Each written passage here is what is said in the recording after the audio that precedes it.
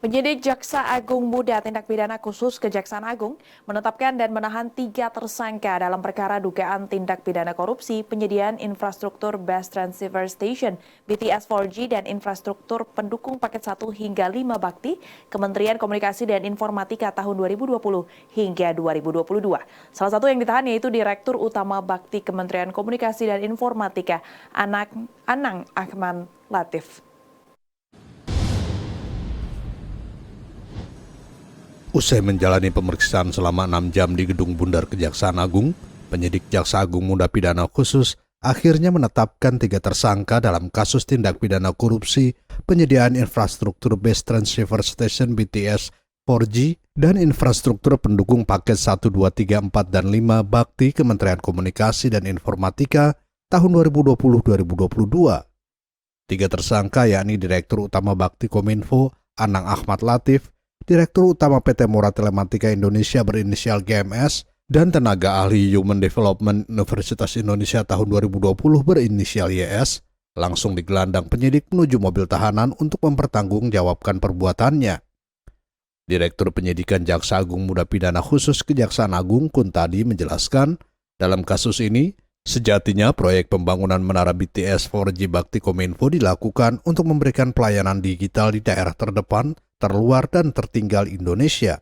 Pengadaan menara senilai 10 triliun yang diduga merugikan negara sebesar 1 triliun rupiah itu sebelumnya dilakukan untuk mendukung peralihan aktivitas daring masyarakat di titik terpencil.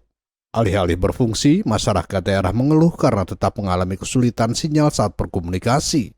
Dalam perencanaannya, Kominfo mencanangkan akan membangun 4.200 menara BTS yang tersebar di wilayah tersebut.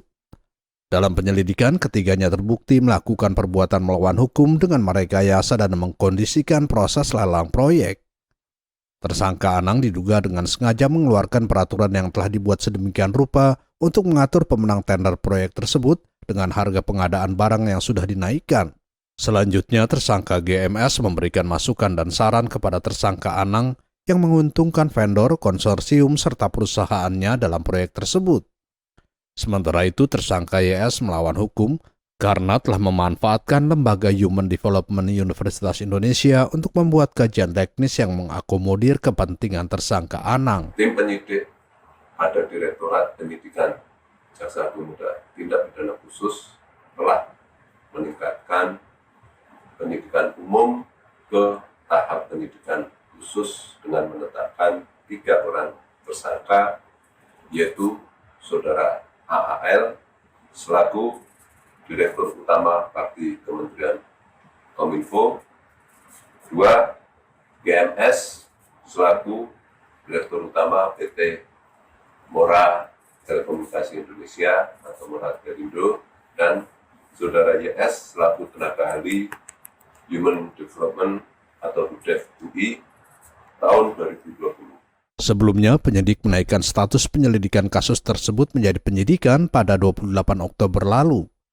Perubahan status hukum itu dilakukan setelah penyidik telah memeriksa 60 saksi dan menemukan bukti permulaan yang cukup dugaan korupsi.